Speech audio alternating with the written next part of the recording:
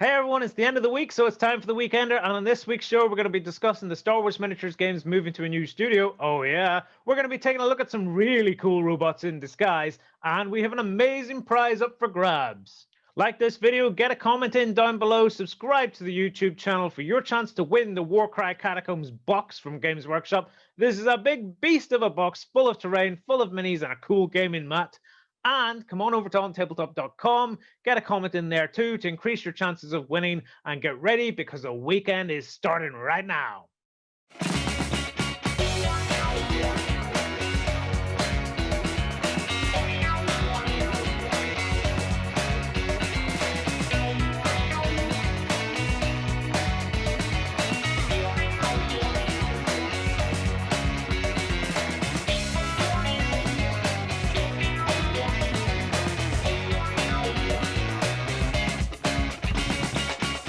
Everyone, yes, indeed, the weekend has now started.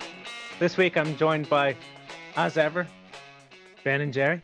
But we also have Free. Hello. She works in the digital marketing department of Wayland, and she's come on the show because we're going to be talking about the Lockdown Leisure League and how you guys are getting on with your activities at home.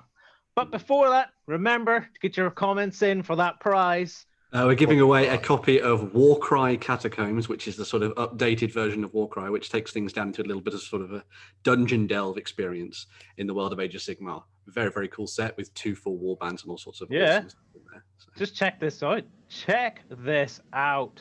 Mm. I've got a bigger picture, actually. Look at that. Why in the heck would you want to win this? Look at it. Packed with miniatures, terrain, boards, everything you need to play, which is always good to see. So. Yeah. Even if Warren doesn't like it, we're still going to give it away because some of us still think it's awesome. It is cool. It is cool. Yeah. Right. I'll not keep you waiting. You want to know what's going on with the Lockdown Leisure League?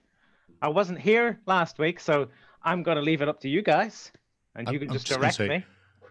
Did you spend your week off just practicing Lockdown Leisure League? Because that's like twice you've managed to say it without messing it up. And I know it's only 3 words, but you know. Lockdown Leisure League. Lockdown Leisure League. Professional. Professional. It's very good. I like it. Yes. Still not up to speed with one that started with a hashtag, mind you. Oh, hashtag Lockdown Leisure League. Oh, there you go then. Get it in. Right. So what's been happening? Yeah, sure. So over the last couple of weeks, we've been working, both the teams at on Tabletop and Wayland's, together on the Lockdown Leisure League, which is a way for everyone to kind of come together during these trying times, whatever you're doing, if you're locked down or not, to do hobby, play games, paint, make terrain, anything that could be sort of associated with the tabletop gaming world. And last week, we talked about a gallery of winners from the first selection. And now we've got the gallery for week 2. And me and Free are going to go through this now with you guys and sort of see what everyone's been up to and talk about what we've seen in the wider world as well when it comes to this. So for anyone who doesn't actually know, the Lockdown Leisure League is a way for you to share your stuff, either through the On Tabletop forum thread, on Discord, or via Facebook, Twitter, and Instagram, which Free has been taking a look at, and you share it with the hashtag Lockdown Leisure League. And then if you are picked as one of our lucky winners, you could get your hands on a voucher for either the On Tabletop store or the Wayland Games store. That is a mysterious amount of money that you could spend on whatever you want to. So that might be a new game, new models, paints, etc. Anything that will help you continue with your Lockdown Leisure League goodness. And so, yeah, we have a really awesome section that has been picked up from this week. And we'll have a look at them now. So. Excellent. Right. Where do you want to get stuck in?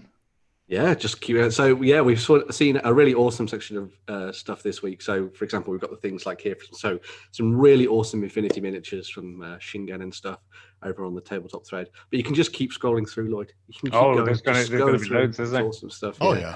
Because we've got loads of stuff from on Tabletop, of course. But one of the things that has been really fascinating is seeing what's been happening on social media, because Free's been able to pick out some really cool stuff to do with people playing games and stuff, which is always nice as well. It's been so interesting to see all of the different hobbies that have been going on across social media. It's been fascinating. We've had board games, we have had card games, we've had people building terrain, we've had people of all ages, and it is just fantastic to see the community just coming together.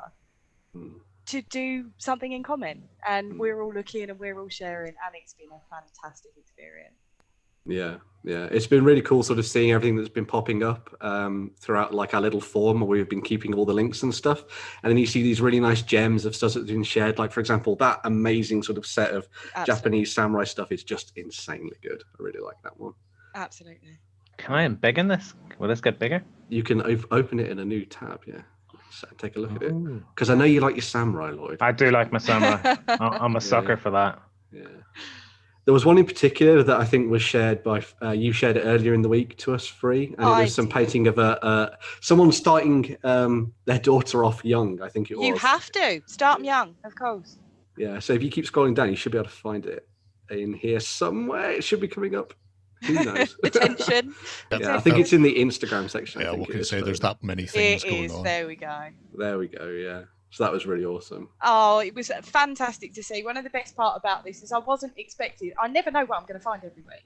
So every single time I go and look at the hashtag, it's amazing to see that there's someone so young that's quite evidently stuck into miniature gaming, and it's nice that she's using that time to paint. It's been lovely. Absolutely. Yeah. It's also bringing the families together, so they're getting the chance to spend time with their kids/parents, depending on how you want to view it. So it's not just people sitting at a table by themselves. It's getting the whole family involved, which is an ideal way of doing it, especially when you're trapped in your house with only your family. May as well make best use of them.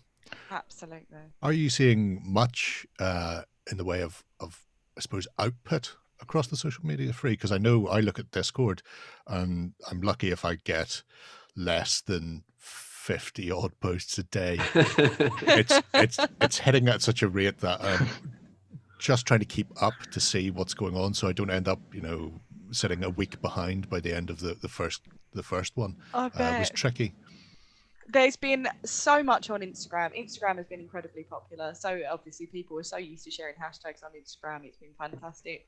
On Facebook, on the other hand, I am seeing the same offenders coming up quite often. So if you are on Facebook, make sure that you are putting in that hashtag Lockdown Leisure League. I said it correctly. Make sure that you're putting that in on Facebook, so that I am seeing, even if you are just playing a board game with your family of an evening, snap a picture. It'd be great to see what you guys are doing during lockdown. Yeah, it's one of the cool things that I think popped up this week, and Jerry mentioned it as well, that we even saw some people playing, I think it was Cloud Dungeon, Cloud Dungeon, yeah. Which is really cool. And so just taking pictures of, as Free was saying, just playing games is really awesome. We talked about it last week as well, but it's a really nice thing to obviously see lovely painted miniatures, but actually playing games with your family and maybe even your flatmates and stuff that you're locked down with as well would be really awesome to see.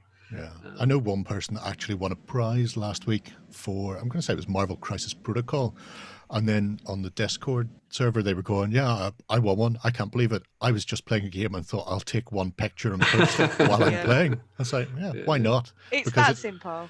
Yeah, it's one of these things where people think because there's so much in the way of the actual sort of painting and modeling hobby going on, and then the vouchers are probably going to be used for paints and models. Let's face it, that I think a lot of people have got the mindset that it has to be something in that vein for the Lockdown Leisure League, but it really doesn't. I mean, it could even be something like an RPG, or if you're getting together with friends and playing an RPG online, harder to post pictures of, but you could still, throw something up there, whether it's, a little write-up about what the people have been playing, or maybe some, the games masters putting up pictures of the maps that they're going through or bits of the scenario, things like that, because there's an awful lot of people that are doing sort of remote gaming as well.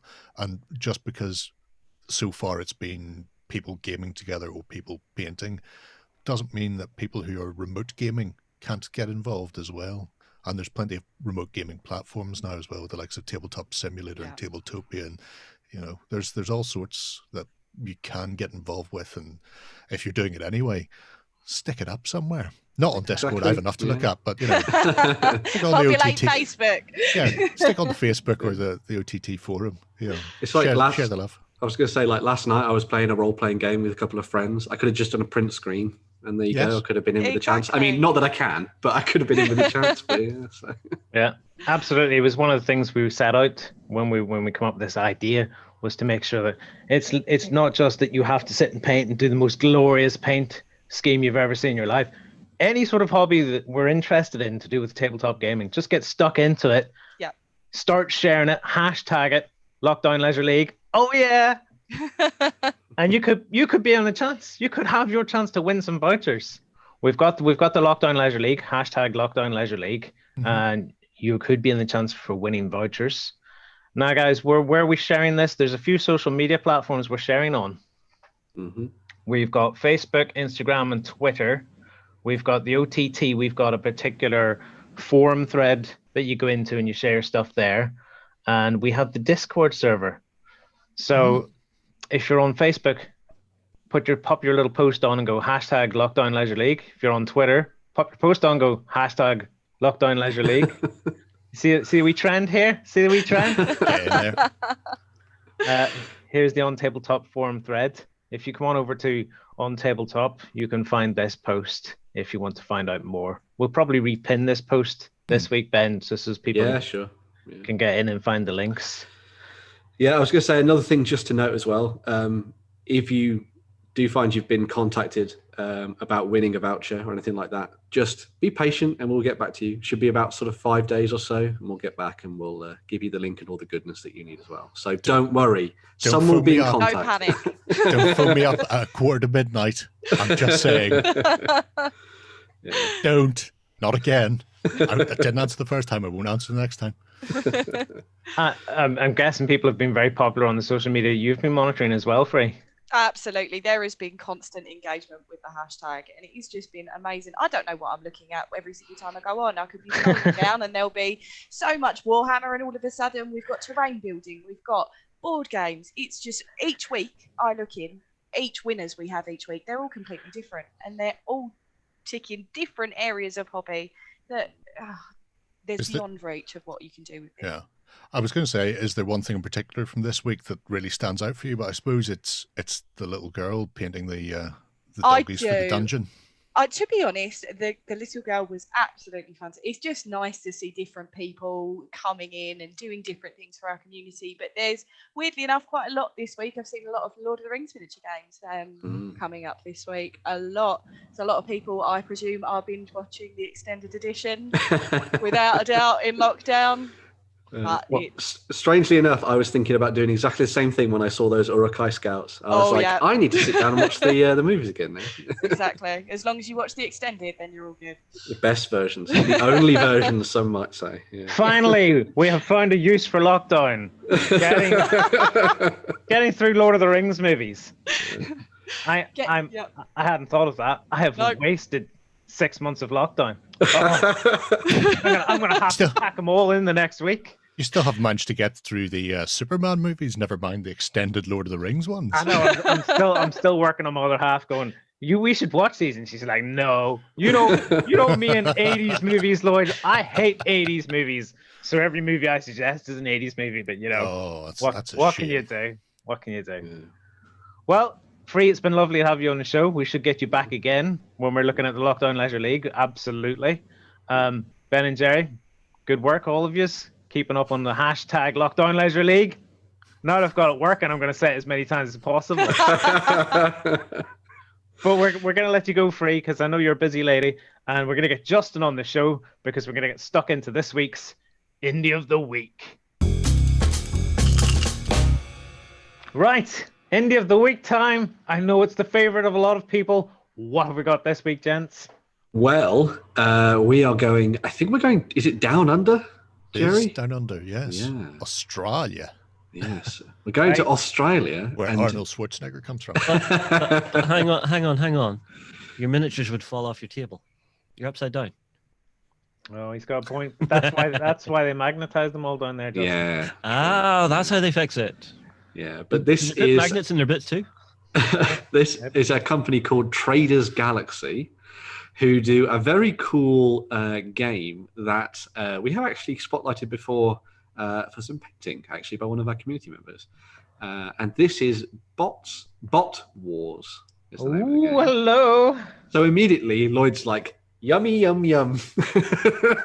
Are these bots in disguise? I'm transfixed. You may, in fact, be. Really cool. Don't be deceived. This looks sweet. Where will we start, fellas? Well, you can dive straight into the category of what they have on show. So as you can see there, just to kind of give you a basis on sort of what Bot Wars is all about. So it's a 8 to 10-ish millimeter skirmish game where sort of your kind of humans in the game are around that scale. And then all of the bots that you see range from somewhere between 20 millimeters all the way through to around 140 millimeters for some of their bigger bots. And it's all played out on a 3x3 tabletop, so it's a proper sort of small skirmish game, which is pretty cool. Well, they have a let's learn to play sort of They how to do, play the yes. game page. Yeah. So if you click that, Mhm. if we click one of these vids, we maybe get an idea of the sort of scales and stuff. Yeah. So just as we're sort of watching through that and seeing what's going on there, the kind of idea and the base behind the game is that it's all based around a clash between what was called the democracy, which is kind of like a 1980s style America, going up against Atlantica, which was based on Atlantis. And then the bots that you see in the game sort of crash landed onto Earth during that period and now fought to protect the democracy from the Atlantica. And so that's how they came to be involved in the game. And then on top of that, there's a whole bunch of separate factions, which would be very familiar to those people that like transforming robots, that sort of all sort of work together and fight between each other and that kind of thing. It can be built into different armies for you to use on the tabletop, which is pretty awesome. And as you can see here, they do look very cool. So. Do these bots transform in some manner then, do they? I don't believe they actually turn into vehicles, the vast majority of them. I think it's just badass looking robots. I think big robots punching faces. Yeah. I do like how they've gone about it, because you've got that. It starts to diverge. It's an alternate Earth. It starts to diverge in the 80s when all of your action films were pretty much Cold War based. Yes. So democracy against the Red Star states is very self-explanatory. You don't need a huge amount of book reading to work out what's going on there. And then you want to have a look at the factions then? Yeah, the Atlanticans arrived and started kicking all sorts of ass because nobody knew they were out there. And it was within a year that pretty much smashed all the humans' faces before the first of the bots, who are the Valiants, arrived. And they just happened by pure luck. They landed behind the democracy lines, which meant they met them first and helped them out. Life could have been awfully different if they'd landed somewhere else. But from there, we've got 10 factions now. So you've got the various human factions, you've got the Atlanticans, you've got the Valiants, who are the good guys, essentially your Autobot types. And then the Deceivers are bots who have gone wrong, shall we say? Bots who have decided their place is not to serve. It's almost like a war in heaven played out in Autobots. It's great. The Snake Corps are the cultists who had been in charge of various governments, because all governments are secretly controlled by cultists who, when things went wrong, bugged out to like little third world countries and became tin pot dictators. So they're scattered all over. But they've done an awful lot of world building. Yeah, we're currently looking at the Valiants. Yeah. And there's an awful lot of to and fro with the game system itself, because you have like an allied matrix. So even though you've got these 10 factions, you don't have to exclusively play Valiants or play Atlanteans or Beast Lords or whoever it is. You can go through the matrix, and there are people who will grudgingly fight alongside you, or who are happy to fight alongside you. Is that a multi-bot, mega-bot? It is a megabot, yes. Yeah, so there's definitely some form of transformations. I don't think game-wise it comes across. I haven't been through the entire rules yet. But the game itself is an interesting one. It's sort of very easy to pick up, because you've got a resource management. So when you build your faction, and your faction is your gaming sort of faction, what's on the tabletop, they recommend about 80 points. And there's a starter set that comes with 2 sort of 60-point starter forces. So it's like 8 models aside. So it's very easy to get into as far as numbered models go.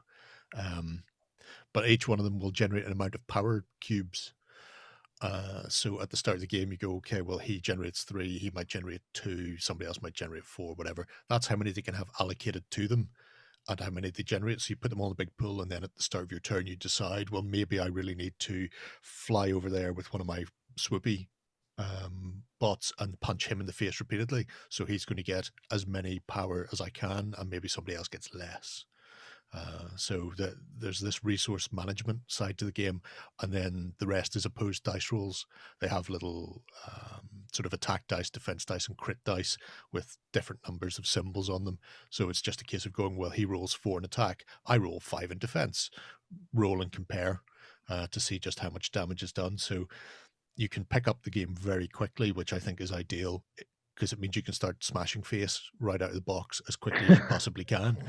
And then there are little sort of upgrade cards, so, get yourself a little 2-point human slave to work with your deceivers or things like that to make you sort of balance out and to add little extra sort of layers on top. Nuance, I believe, is the phrase. Now, is it all bots, or are there some of these that are mechs which are controlled by humans? Well, those are all bots, but if you go into things like the Red Star Nation and democracy, you'll be able to see what the humans on the planet have access to. Okay, so Red Star Nation. So these are not your former Soviet forces because clearly that's not a thing because these are Red Star, not Soviets. But as you can see, they are armed with standard military equipment, and then sometimes that standard military equipment is strapped to a dinosaur. Yeah, I did kind of see like a T-Rex with a freaking laser beam. Yeah. So you've got that sort of 8mm epic-y scale, and they can run about with big guns, RPGs and the like, and hopefully take down some people, although bots will stamp on them. Can we just take a moment to go, wow, on the size of the images? Look at this. Yeah. Oh, yeah. Look at you. I love images. Oh, wow. Blah, blah, Look, blah. Ben, look how big that is. What do you think? They are very cool. Yeah. Now, is it just me, or did that T-Rex get like arm smallest. extensions? Of course he did. In the form of miniguns. Yeah. What's more terrifying than a Tyrannosaurus with twin miniguns? That's One of the Longer I was arms. Look how happy he is to have miniguns. for Yep, arms. I agree. I was going to say one of the cool things that Joe was talking about there is about that kind of fluid nature of the gameplay. And one of the things that I was reading about when sort of going through that how to play sort of selection was that you kind of do that energy allocation to sort of plan out your turn ahead of time, which is really cool and sort of like means you've got to think quite tactically. But then things might not necessarily all activate sort of one after the other, like between two players. So there's some really nice sort of planning ahead of time because it's all done on sort of like a rating system. So your like Megabot may go first, but then you may have to wait 3 or 4 goes before you get to activate. So you've got to plan out in advance exactly how you're going to tackle what the enemy's going to do to you, which I think is a really nice way to sort of play out games and sort of, give things a little bit of a unique spin, which I thought was really cool. So. It's something I've seen a lot of games I've done over the years is they'll engineer something like that in for like a little bit of fog of war of, communications, or just the actual speed that something's able to go at will actually change up how the turn's going to play. This is awesome. This is what I need to scratch my bot itch. Why am I not surprised, Lloyd? I was going to say, don't say that in a sort of strange context, but other than that, no, I do definitely get what you're saying here. I think the thing that really speaks to me with this game is that it's just so unique compared to like everything else that we've seen like recently in terms of its aesthetic and the way the models look and all that kind of thing. Look here, I'm digging the 80s vibe. Trashers. I wonder if they speak TV. Oh, that's amazing. You're so easily amused. Why wouldn't you want these? Look at them. Flipping heck. Look how long it takes to even load these images. That's how big they are. Let me unbig that. Look at the epicness of the image. Oh, so easily pleased. It doesn't matter what we put up there as long as the image is huge. The thing that's quite good about this is like a range as well in terms of if you're going to just be diving into hobby with it, is that it's big, bright, bold colors, and you don't need to worry too much about. I mean, obviously they've done here a really nice job on the highlighting and the shading and that kind of thing. You don't really need to do that. You could just get away with doing big, huge, blocky colors, a little bit of a highlight on the edges, and then you're good to go, really. So. I need to go and get my microwave to give myself a tan. Now, Ben, best way I think to paint these is use my undercoat silver and then contrast the hell out of them. That would actually be a And cool just idea. get like actually. some really nice candy metallics coming through. Yeah. Because the thing I was thinking about is because there's so many flat surfaces, a traditional kind of like contrast over them might not work. But if you do it over the metallics, that would be a really nice kind of sheen. I think. Well, Oh, it's Fire those overloads. candy colors, Yeah. and then you can still keep them super poppy. Wow. Oh my god! oh, I have to. Oh, I'm kind of okay with Warren not being here right now because otherwise we'd be hearing Hawaii 5-0. oh my goodness! Look at these Fishtagon things. Fish to what an amazing name. Fish to gods. That is an amazing model. I love that one. I know that's not their real names, by the way, peeps. I know, but Fishtagon's close enough. Look at that. He's just rocking around going, "I'll have the biggest brand." Oh my goodness! There's a movie I could recreate with this stuff. Is that a Oh, piranha? no, it's shark. It's a shark. Shark on legs. It's like a shark. street shark, if anyone remembers street Street Oh. sharks. Yeah. No, No, I'm you know too the old. one thing I remember from Street Sharks more than anything is the old Vin Diesel advert. I don't even. Do you remember? No, there was an advert for it. But before he got buff, he did a Street Sharks advert. Wow. We got Cool. buff. Right, and they have some big epic stuff too. They do. These are There's some of there's those an like epic price massive tag. ones. Yeah. So let's see. This is standing on what, a 100mm base. There. So that's a big chappy then. Yeah. As I said, some of the scales for these go up to like 120mm in terms of height. So bear that in Yeah. mind. So when you want Boy. something to be the size of a tower block, Yeah. then It you break fits. those out. And there's our good guys, Atlanticans, just annoyed because the world was filling up the seas with plastic. Just trying to help out nature, and all of a sudden some robots from the sky land and kick their toys in. Let's see the snake core. Yeah, I'm gonna do that because I think we haven't seen them yet. No. These are the people who control your governments, the Snake Corps. I'm Snake- kind of Snake digging Core, our the vibe friend. off these. It's not your Cobra Commander in any way, shape, or form. Just saying. I was going to say, I was getting some vibes off the. The flyers there, the one in the middle looks not dissimilar to the X-Men jet either. So Yeah, as far as yeah. 80s cartoons go, Yeah. you've got Cobra Commander, you've got the X Fighter, I think it was possibly called. Who knows? I'm thinking so many like micro machines thoughts right now from Yeah. like back in my childhood. Well, we've got a blackbird here, and we've got some looks a bit like an A10. An sort of A10 there. type thing, yeah. With a laser cannon. They've got one of these on an aircraft carrier. Well, we've got a blackbird on an aircraft carrier in New York. I've been up and had a gander around it. It was kind of cool, but it apparently it leaked, because of all these plates, right? So when it was on the ground, it would actually leak fuel and stuff because it was built in such a manner that when it was up high and pressurized or whatever it was in the stratosphere, then all the leaks would seal up. But when it was down low, it was leaky. So there you go. Or maybe it was the other way around. I think think you're right. Although That's I didn't learn that from a tour of one. I learned that from Tommy Lee Jones and Space Cowboys. oh yeah. So hunk a bucket on the ground, leaked like a sieve. But when she was up there in the air, that's right. There's some cool stuff. yeah, Yeah, that's right. vehicles there's are some fantastic badass. things. It's a really active community as well. For people who are interested in this, I do suggest having a poke around and joining the community. They do regular challenges. So I first discovered them when one of our community members, I should find out their name, was painting his set for a paint in a month community challenge, and he did. I think it was like neon green and pink. It was incredibly vibrant, amazing paint job. And so I went in, had a wee nosy around afterwards, and they've got an extensive amount of sort of fan fiction, along with stuff published by the guys who've written Bot War. So people are doing sort of their own stories and backgrounds, including things like little comic books as well, telling the tales of the past and interesting areas that the 1980s-esque world covers. Why did it have to be raptors? See, we were talking about sci-fi gaming on the XLBS last Sunday, and Warren was like, I'm a little bit bored of it. He obviously hadn't seen Bot Wars. No, that is true. I will agree with you there, Lloyd. I will quite happily submit and give you this one. How could this be anything but exciting? Look at it. I think that's again, it's one of the key things we mentioned. Something different and diverse and new. There are crocodile people. Who wouldn't want those? There are crocodile people. And he gets to put two of his favorite things into a game: dinosaurs and sharks. And Sharks. Yeah. Yeah. Very, Flippin' very cool. Amazing peeps. You guys have destroyed me with this now. I'm gonna have to go and have a look at the how to play. I'm going to be living in a box next year because of you guys. What else do they do? Do they do anything other than the bot wars before we press on? So a lot of, I think I'm right in saying, Jerry, that a lot of what they do is kind of drawn into the world of bot wars anyway.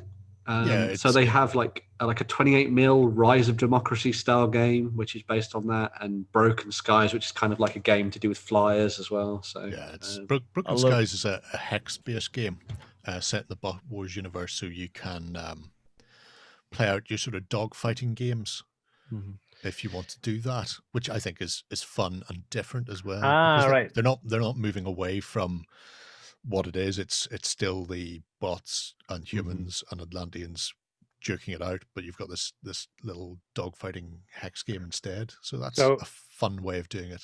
Take the minis you've got and play a different game. Yeah, and literally, as you can see there, you actually you can download the board and print out yourself. Yeah. So you don't even have a need, flying if car. you already got the stuff for Bot Wars, it's just a different way to play with what you've got kicking around. The Rise of Democracy, it's not a particularly big selection, but it moves it up to 28 mil, so a sort of small scale skirmish. So you can do slightly more interesting little things. You can start to build your own sort of campaign narratives then around it. But I think it's taken a sort of a back seat since because Bot War got a second edition and new starter set, and they've really been sort of focusing on it for a while. But there's still some interesting things in there, so you can do maybe a little capture or raid scenario in 28 mil, or possibly an extraction, trying to get your 28 mil figures through a enemy held area to get to a drop zone for extraction, and then play your little sky based dogfighting game to protect the flyer coming in to pick them up and extract them, and then finish it off with a robot smashing somebody in the face with a dump truck, because why would you not do that? These are kind of nifty. I'm getting a real sort of Mask feel off these. Oh, there's an old cartoon. Mask with G.I. Joe. One or the other. That's cool. What's more democratic than lasers and Stetsons? I mean, exactly. Yeah. And robot arms everywhere. Robot arms for all. What's on the next page? Because I did click into these, but here we go. You got Humvees. Yeah, and that's totally masked, that little flying bike. Yeah, totally. Us Crusaders working overtime, fighting crime. That one. This is going to send me down like an 80s cartoon rabbit hole. Are you going to join me living in a cardboard box next year then, Justin? Yeah, probably. You two can get Snake Core's Dr. Mind Twist on your side. I'll tell you what, Lloyd, if we pal up, we can make a duplex out of the box. I'm definitely getting that G.I. Joe vibe now as well. One of the things that we should note about this is that I think, because obviously it's Australian based, but they do sell over in America as well. There's a UK supplier too. Yes. Yeah. So you can get your hands on the Bot War stuff if you like what you're seeing here. So why have I never seen these guys at like Salute or UK Games Expo? Because they're from Australia. Yeah, but if they have like a UK presence or a US presence, it would require the shops that are stocking them to bring the stuff along. Bring Bot War stuff with them. Yeah. Okay. I tell you what, I could smush these minis into quite a few different games. These jobbies here. Right, well, if you wanted to do something a little bit Secrets of the Third Reich, could work really well. Just before we what go. Have you spotted? Oh, the Snake Core. Oh, there we go. Vehicles and everything. Nice. You've destroyed me. Forget the rest of the show. I'm going to go and buy me some bots. Thumbs up from me. Thank God you said buy me some stuff there. What do you think Lloyd's going to get on a plane to Australia and actually just, land, go to their office and go, whap, give me it all? That wasn't what I was thinking at all. I'm going to go to Australia and go, why haven't you been at Salute? For goodness sakes. Sort it out. Well, the thing most is, of it- Totally worth it for 6 hours. I was going to say, if now they've got that starter box and stuff, if there are more retailers out there selling that, that seems like a really good way to just sort of dive in and play it, and then you can sort of work out if you want to buy some extra stuff as well. Definitely, it's practically 2 full-size factions without having to add any. I know a lot of starter sets, you're picking them up and you're going, well, this is half a game, and it just depends on the game in many respects, but where you're looking at 260-point forces and a basic game is 80 points, you're only 1 miniature away. So if you don't get another miniature to flesh them out, you're not losing out massively on gameplay to begin with. You're getting 2 very decent factions, and they look terrific. Yeah. Oh my God, one of them has a mustache. Yeah, He's the Mexican bot. that's it. Right, you've destroyed me, gents. Absolutely destroyed me. That's tradersgalaxy.com.au, and like you say, Ben, there's obviously an American sort of thing going on, because like you've got your American flag and you've got US. Yeah. We'll see if we can find out who stocks it in the UK and get Firestorm Games. There we go, Firestorm. So I'll have a link to that in the show notes for everyone as well. So there we go. Or visit them in Cardiff. They're in Tesco's now. Why? Nobody knows, but they are. There you go. Right, peeps. Time for the news. Coming to you from the center of Northwestern Europe. Covering board games, war games, card games, and all that you love. It's the news. So yeah, we're diving into some news for this week. We start off, as seems typical nowadays, with some Games Workshop news, and we are leading with the announcement of a lot of new battle forces for both the Grim Darkness of the Far Future, Warhammer 40,000, and also Age of Sigmar. But we're going to be starting off with Warhammer 40,000, because they've got quite a few new box sets for these. These are effectively getting started armies on a grander scale from Games Workshop for you to throw into the mix. Battle boxes for the win. I remember how crazy people went for these last year. I mean, like, we were months after it and still people were going, do you still have this one, that one, this one, that one? No, they all sold. Well, let's see what we're getting. Yeah, so as you might imagine, they have some Space Marines in the mix. You've got to have Space Marines, of course, right? So this is the new Interdiction Force set, which, as you can see, has been themed, I guess you'd say, towards a little bit more of kind of like a Spec Opsy sort of stealth version of the Space Marines, using some of those additional squads that you see added into the Primaris. That's it. Definitely special ops. Look at this guy here, the man from Miltrey, with his That's a grappler. with his grappling gun. Yeah, honestly, I'm quite happy with this, because most of what I'm seeing in the box here is going to have the advanced deployment special rules. So you're going to be starting your games with this right up in your opponent's face and just giving them a bad day. Yeah, which is kind of cool to see something different on the Space Marine front. The Impulsor doesn't really make a lot of sense, but it's a kit I've wanted to play with. I guess maybe they've decided that would be a good way to transport at least one of those units into the battlefield and leave the Reavers in the sort of the sidelines, maybe. But or maybe a bit of fire support. Also true. Although whenever you have an Invictor who needs that much extra fire support, no, those things are deadly if you build them outright. Oh right, okay, cool, yeah. In saying that, I do actually quite like the designs of that kind of like Dreadnought Walker style thing. I do think that's quite cool. A lot of people don't like it. I think it's kind of awesome. I still prefer the sort of big, huge walking coffins, but I think it's a nice addition to the kind of Primaris line. So, see, I like the storyline behind it, because it's meant to be like a stripped down lighter heavy machine that you can bring with you. I like it. I do like it, actually. I think I prefer that over the regular Dreadnought. I think there's something lovely about the wonky walk of it. But oh yeah, it does actually. Yeah, so it's got kind of like that Matrix kind of look to it. Not a lot. From there. Yeah, it's very. It's got the feels of the one from Avatar. Oh, that too. Yeah, very true. Yeah. So as well as the Space Marines, we have also got their Dark Brothers. So we also have the Chaos Space Marine box set, which comes with a sort of a lot more of a standard looking setup for the Chaos Space Marines there. So you've got your kind of traditional Traitor Marines there. You've got a Havoc squad. One of the things that I really liked about this is it's got a lot more of those updated sculpts for the Chaos Space Marines in there, including for the new Terminators, and also that Chaos Lord, which comes from Blackstone Fortress. One of the coolest Chaos Space Marines I think that's been done in the last while. I believe as well the big creature at the back is a Mauler, I think it is. It's a dual kit. So that's the Forge Fiend variant, which is your ranged variant. You've then got the Mauler Fiend, which is the close combat variant.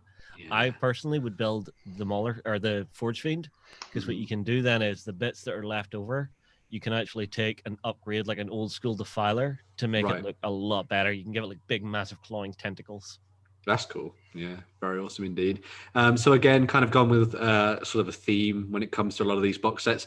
You get your sort of standard core troops, you get a leader, and then you also get something a little bit bigger as well, which is always nice to see. The same thing continues over into their Astra Militarum box as well, or Imperial Guard for those people who still remember the old days. And this is a set of your kind of standard troops that you'll need for Imperial Guard Force. So you've got your regular squads. You've got a Sentinel in the background, always a nice addition. I always like that model. You've got your heavy weapon crews. You've got a Chimera, and then you've also got a variant of the Basilisks in the backs as well, which is really it's cool too. Actually a Hydra. Oh, a Hydra. I thought it was just a variant of the Basilisk. Nope, it's a Hydra. So it's the anti-aircraft variant. And I do like that they're throwing a Sentinel in here. It's light, it's cheap points-wise. You can do an armored variant and give it a plasma cannon. Very nice indeed. I think I'm bored with the regular IG troops. Or I'm tired of Cadians, but honestly, if you want to get some really, really sexy looking like baseline infantry, the guys at Artel do some beautiful stuff. They do. Because I'm looking at this. Wargames Atlantic break out the Le Grognards for your space French. Victoria miniatures as well. Also, people have been converting those into Death Corps of Krieg by just sticking World War I gas mask helmets on the Grognards, and they sweet. Also nice that you've got full heavy weapons squad in there. Yeah, it'd be a good idea because I like, the armor that comes in the set. Mm-hmm. But I just find, and maybe it's just familiarity has bred contempt in me here, but the IG soldiers or Astra Militarum soldiers just ain't cutting it for me anymore. I'm just looking at it going, it's maybe because I've been looking at them for years and years and years and years. Well, whereas the stuff, Scions. whereas is like them or hate them, like them or loathe them, the change to this more Primaris Marines for the Space Marines, I think is kind of a fresh. It makes me more interested. I'm actually looking at this and going, I'm actually interested in maybe picking up a set of this, which I didn't think I would be looking at and going, I would be picking up a set of this. But I'm then looking at this set going, yeah, it's a good set, but I'm so bored of the troops. Yeah, it's one of those things. There are some baseline troops within the 40k range that just really need some loving and a resculpt. I think these guys, if they got a little bit of a resculpt, it could be really cool. You don't need to change you don't need to massive them or anything, but just but they will. Don't worry, they will. I think it's amusing that the oldest things there, the armor pieces, are the bits that you like the most. Yeah, I don't know why. She swallowed. I was going to say the Chimera's not changed in years, has it? So. No, but I always liked it. It's not the oldest model that is currently still valid for 40k. Which I'm still pretty sure is the Viper jet bike, but it's up there with the Viper, the Falcon, as being close to 30 years old. It's kind of weird because I'm looking at the armor here and I'm like, yeah, sweet. And I'm looking at the armor with this thing going, maybe. I like the Walker, not so much the flying. It's anti-grav, that's why. Well, I mean, I'm very surprised that we didn't see them throw a Gladiator in there, which is like the new Grav Predator variant. Huh? I'm sorry, I've missed some. Justin, you will go on my first whistle. And Jerry, you will go on my second whistle. Oh, dear. What's the one you're talking about, Justin? I'll look it up.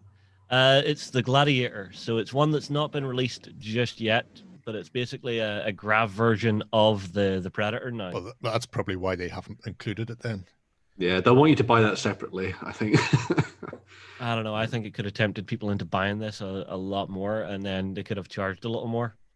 I guess maybe it wouldn't have fit the theme that they were going for, although obviously they could have just changed the theme of what they were doing. But I suppose stepping away from traditional Primaris and doing something a little bit more sci-fi, sort of stealthy, Yeah. What's the difference? So that's just the same thing with a different turret. Different Well, turret. it's the replacement for the Predator, isn't it? The Gladiator. So You don't need to Yeah, so replace you the got flipping. heavier weapons on the side sponsons and the bigger turret. And I think that turret can actually hold twin onslaught Gatling cannons, which are really good. Oh no, I don't know. Why the Predator replace- was my favorite Space Marine Yeah, tank. don't muck not a- around with a classic. No, I still It is. remember some of the first games I played against Lloyd. I accidentally screwed up the rules. Yeah, I know that. I seem remember? I seem to remember losing all the time. I was like, what the hell's going on? Yeah. I was taking Pedro Cantor, and it said, "Oh, you get an extra attack." So I thought that meant you get an extra shot. I got my horse handed to me, Yeah. surprisingly. Repeatedly. Sorry. Well, moving on from those painful memories, we also have a new set for the Necrons, and a lot of people are really, really liking this one. 'cause Yeah, this they is are- swish. They are really liking how much they've actually packed in to this set, which I think is really cool to see. And obviously, a really nice way for you to expand out from playing a lot of stuff with the starter sets or maybe Indomitus. So if you're looking to expand your Necron army, then you now have an opportunity to do that as well. You've even got the classic flying croissant in there too. So. I'm not a big fan of the croissant. I guess this highlights what I'm talking about with the Militarum.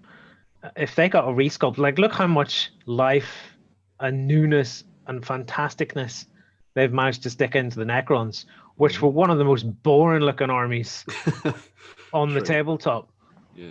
Every Like, dude you know, they were on just dial-up. there. Every dude the same flipping thing. Fair enough, they're all doing the same flipping thing, but they look swish now. Maybe it's just the newness. I like new things. No, I you think just you're right. sucker I for think the they just new. need to move away from Cadia. Yeah. Go back to having something more interesting. Valhalla. Just Yeah, anything, Valhalla Ice Warriors, man. anything at all. Well, at I this mean, stage. But have not nothing too spiky. I don't want spikiness to like working its way into them. Just don't go too off the wall. But yeah, they're just so vanilla. Well, I mean, like if they went Valhalla, you're going to see like lots of big winter coats and Shanka hats, stuff like that. I think could look really good. I mean, yeah, there was a lot of different things they did back in the day when it came to the different Imperial Guard regiments. So I don't see why they couldn't return to doing something like that for the Astra Militarum. They've already been doing some really nice new models for the Catachans and stuff. As those special figures they've done over the last couple of months and things. So making that into a larger force, I don't see would be a problem. No, we don't need no Catachans. Catachans are stupid. Why? What, They're the like jungle they're- fighters? No, Baby no, Ogrins. no, baby Ogrins. if they were baby Ogrins, that'd be fine. But they're not baby Ogrins. They're just weird. I like They Ogrins. live on a death world. Ogrins, Ogrins, I love. In fact, if there was a couple of Ogrins in that set, that would spice that up so much more. That's You've true. also got the Vostroyans as well. They're still they were a thing. I don't know whether you can still buy them. They resurrected them during one of those. You can buy our old metal stuff. Oh, made to order. and then they were available for one weekend. And then You could do disappeared. the Elysians. Yeah, Elysian Drop Troopers would Yeah, be good. so they're kind of similar, but they're just a little bit. The armor's a little bit smoother, a little bit nicer. Yeah, I guess they tried to do something in the same style as with the Tempestus stuff in I'm there. I not a fan guess. of the Tempestus. But Right, back to the Necrons. Yeah, so moving on from the Necrons, we've also got 2 more Xenos sets for you to pick up. So there's one for those that like their sort of anime manga style armies. So you've got your Tau Empire have returned Bloody in heck. force. All the drones. And again, a lot of stuff stored into this box, which is pretty cool. Funnily enough, though, I'm gonna sort of contradict myself here. I still like the Fire Warriors and Pathfinders and stuff. That model for me hasn't really aged, except I'm hoping. Have they done any work on it at all? Because some of the details have always been crap to try and paint, to try and figure out where does this armor plate start and where does it end on some of the sculpts. Yeah, no, they've not resculpted them. So Ah. they've not retooled the models, I suppose I should say, rather than resculpt. So yeah, you've still got that softness at some of the edges where the molds meet. I know what you mean, where an Yes, armor plate becomes trousers, that's it. and you can't tell where that definition actually is. So And you you're just have sitting to- there going, where will I paint my straight edge? Just have Oh. to suck it up. Just have to there. live with that. Yeah. They did update some of the battle suits and things. Yeah, so battle suits got the a- broadsides Exactly. and stuff all got updated and that kind of stuff. So. Well, they And then you've definitely got some needed it. ancillary bits for the regular squads, like that little missile launcher and the bigger drone that's on the middle there with the Pathfinders. Yeah. Funnily enough, this is like the exact opposite for me then. It wasn't the troops that needed upgraded, it was the heavy support. Like The walking chickens. Thank goodness they don't look like walking chickens anymore. Oh, Well, Just have to get rid they're of the still a little bit metals. chickeny. no, they're not chickeny anymore. A little bit. No, Just a little bit. just epic now. We finish off with another T-Force. So this is the Tyranids. So they, again, have a fairly extensive box set for you to go in and play around with. This would probably be one of those box sets that would be a doozy to paint with contrast, which I've always maintained is a very good way to paint organics.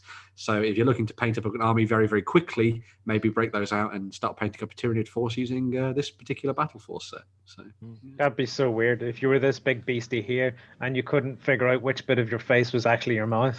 I think it has that problem. Just look at all the stuff that's in Oh, it's the only thing that isn't its mouth it's all mouth, yeah. is the ass end of the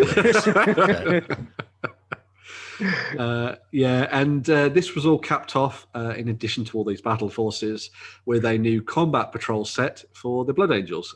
So this is one of their smaller sets that they've done. We looked at one a couple of weeks ago for the Death Watch, which was done. But this is one that's been designed for the Blood Angels.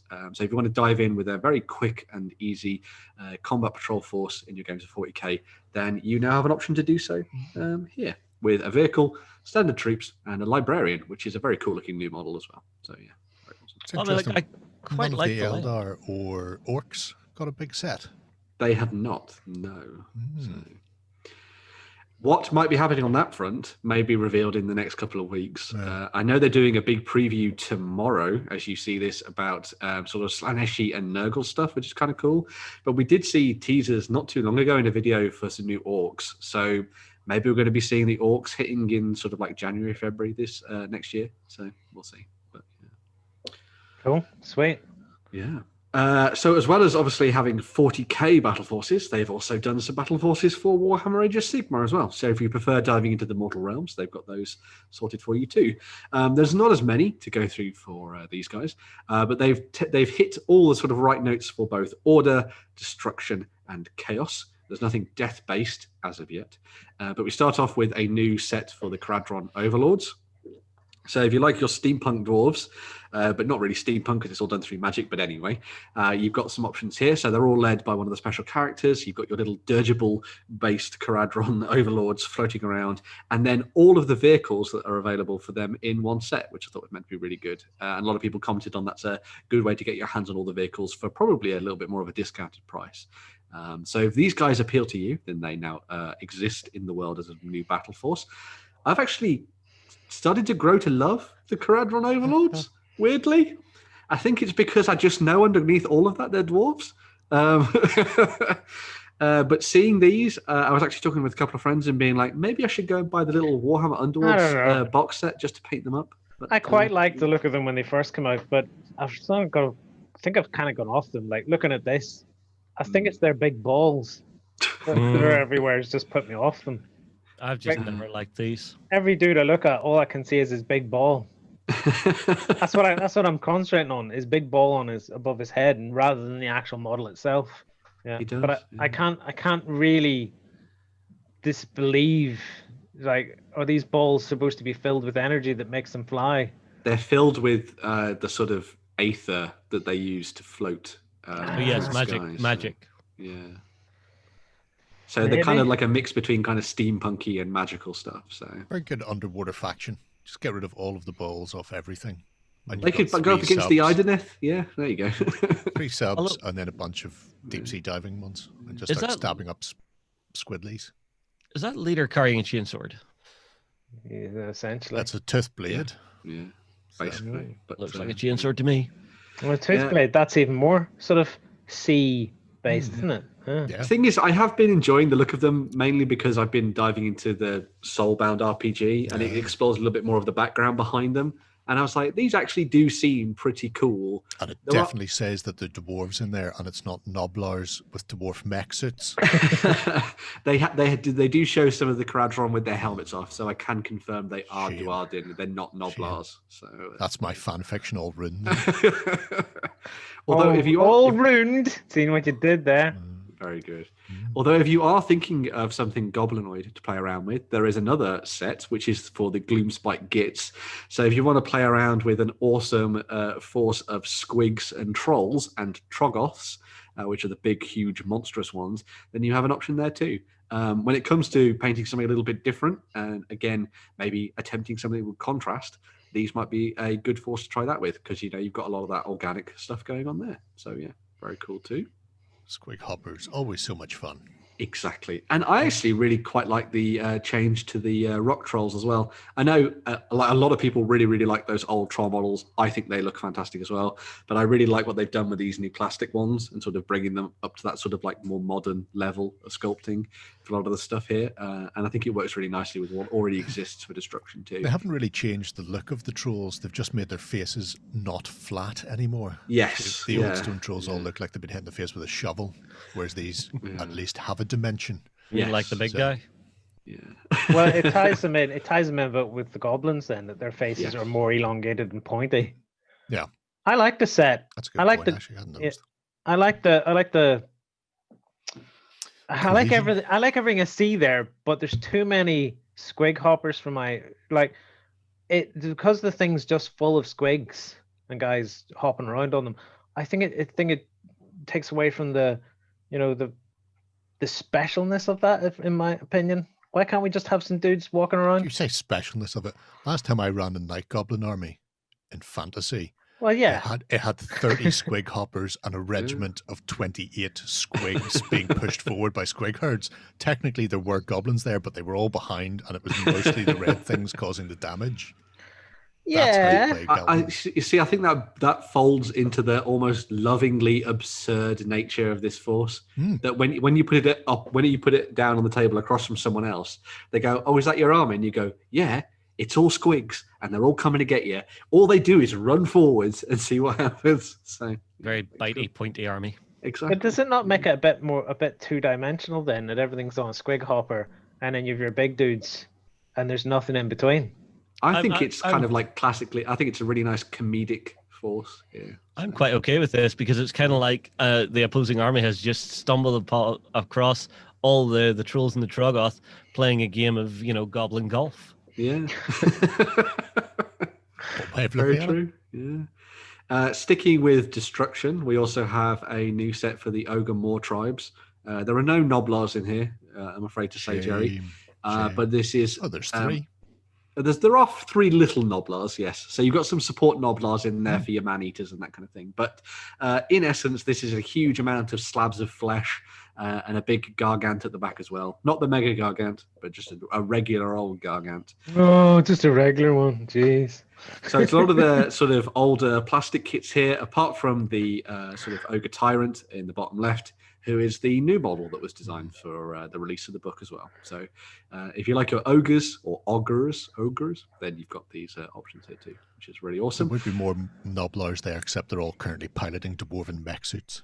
That's what it is. Yeah, they're all sneaking around in the mortal realms doing that. It's cool. I like it. It's increasing my sadness for the Imperial Guard. That there was no Ogrins in the set. 'Cause I'm looking at this going, if only that set had 4 Ogrins in it, that'd be cool. It's all right. I've noticed a 4th Noblar. There's a 4th Noblar. Wow. Yeah. 2 in the front and 2 in the middle. Oh, yeah. And 1 up a banner pole. Oh, yeah. Oh, okay. So they are getting represented. That's good. Yeah, I am liking the artillery piece in the top right corner of this picture. It looks quite cool. Scrap launcher, if memory serves. It's a brute of a cannon. My friend has used those against me to great... Or sky cannon, it might be called. Yeah, they are filth. That's why you're attracted to it, Justin, because it's filth.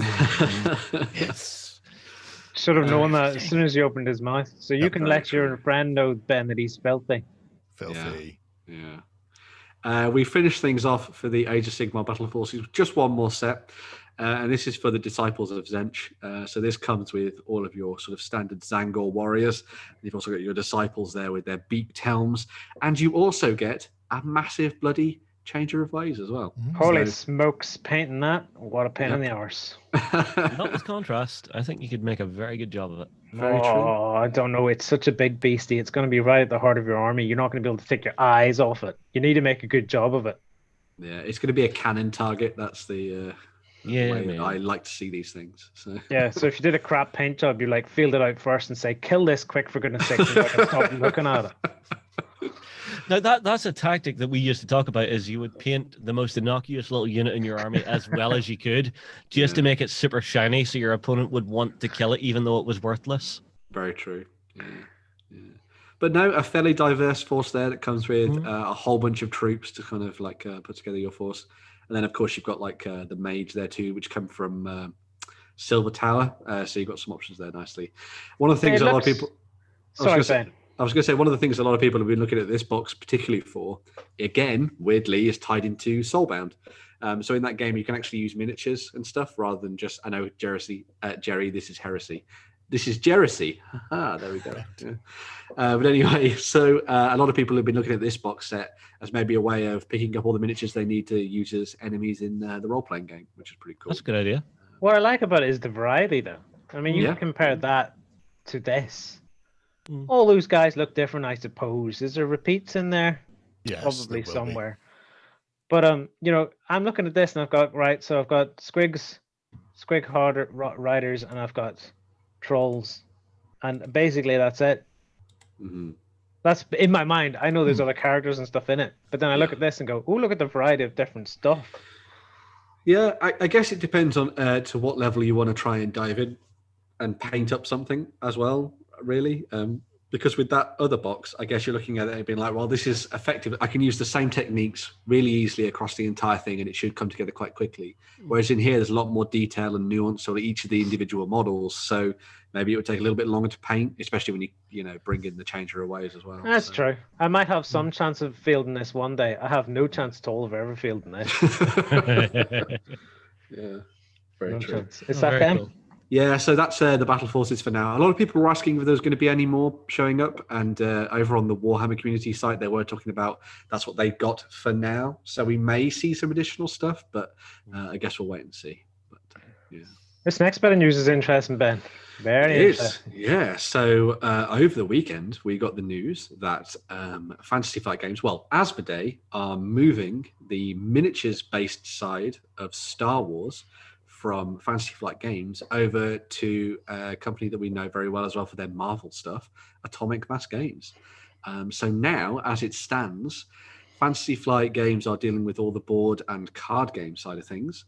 Edge are doing the role-playing stuff, and then Atomic Mass Games will be controlling the miniatures side, because they are, as you might imagine, a miniatures-focused company. A lot of them coming out from other companies that have existed in the past as well. So they definitely know their stuff to that degree. They have said that they're going to be carrying on everything that exists so far. So Legion will still be Legion. Armada and X-Wing will still be Armada and X-Wing, especially since we've been seeing a lot of new stuff coming out for the Clone Wars period for Armada. But they haven't ruled out the idea of doing something new as well. In a Q&A that came out, I think, towards the start of the week, a couple of days after the announcement, they did say that they have many ideas for the future. What that might hold, I don't know, but we shall have to wait and see. So, yeah. Interesting news. I think it's very interesting. I think it could be a good fit because obviously Atomic Mass Games, like you can see it right here, have been dealing with the Marvel IP. So they know how to deal with big comic book / movie franchise stuff. Yeah. Which is a good start. It's not like it's been handed off to a company that has no experience with that and suddenly grinds to a halt because they're like, oh, I didn't realize we'd have to jump through this hoop, this hoop, and this hoop, and this hoop to get, permission for doing this and permission for doing that, etc. So I'm curious to see what they do with the rules, to be honest with you, because Marvel Crisis Protocol, every single miniature on the table has its own individual rule set. It'll be interesting to see what they do with Legion whenever it's unit-based rules that they're having to begin to work on. I don't think they're planning on changing anything. They're all owned by Asmodee anyway. This is just, I think they called it a streamlining in the management point of view. So essentially it's why have we got two companies both producing miniature games, both owned by Disney for us, when one company can be doing that and we can shuck the rest of the people in the bin. So they've gone through management like a hot knife through butter. But apart from that, I don't think it's going to make a bit of difference to the actual gameplay or rules for anything. Okay. If they change the rules now, considering the amount of people who left X-Wing when they screwed X-Wing first to second, if they turn around and go to Legion players, we're going to change the rules. They may as well just go, we're not producing Star Wars anymore, because the amount of people who will leave overnight would be insane. Yeah. If it ain't broke, don't fix it.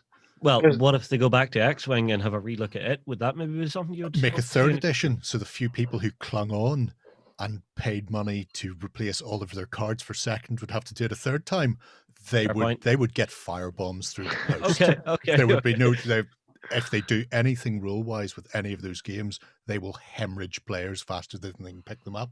Okay. I think this is purely a streamlining for the amount of jobs that are being replicated in two different companies to produce the same sort of thing for the same overall company was just too many for them, so they've just gone through to refine that more than anything else. Yeah, I think from a lot of people talking about it in the comments and stuff, and in general, I was just saying you're probably just going to see another logo attached to the box for them for the vast majority of this stuff, and that's effectively where it's going to go from there. We'll get the little nuclear robot instead of the FFG blue. And I think we're going to see a lot of the same stuff still produced, and one of the interesting things that might come out of this is because the creative team that were working on Legion, a lot of them shifted over anyway. They're not being distracted by other projects that are going on within Fantasy Flight Games anymore. So maybe we're actually going to see a dearth of new stuff popping up because there's still a lot to be done for the Clone Wars. There's still a lot to be done for the Rebellion era.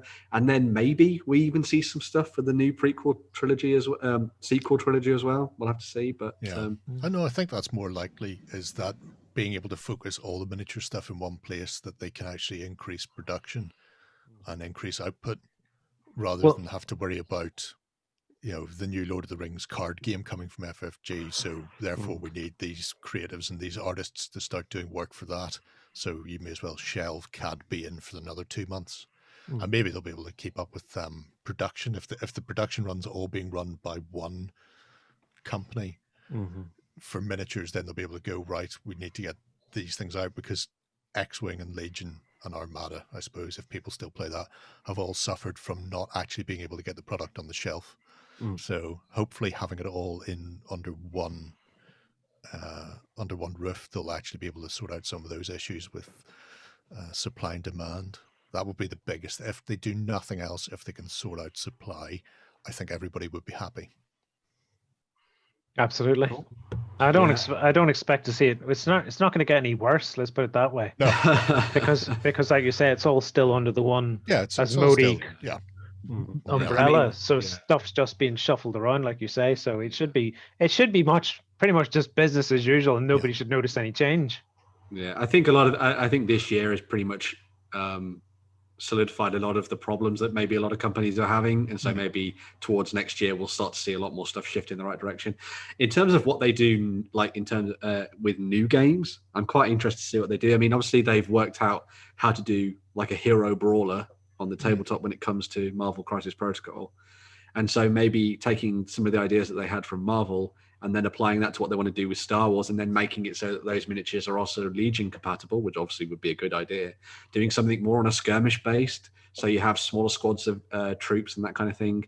Maybe reusing some of the stuff that's already been done for Legion and having it being done played with new rules in a skirmish setting would be pretty good. Yeah. I know you kind of have that already with Legion, but obviously making it a lot more tighter and focused, and maybe a handful of miniatures per side would be interesting. Certainly a good way to bring in all the stuff from the sequel trilogies, bring in Rey and Finn and Poe and all that kind of those characters, and have that kind of new Republic going up against the First Order and Kylo Ren and that stuff. So that could be cool. Yeah, that's a good point. This is probably happening at a very good time as Disney moves towards the whole. What is it? What is it? The prequel trilogies, or not? The prequel is going to be the new one.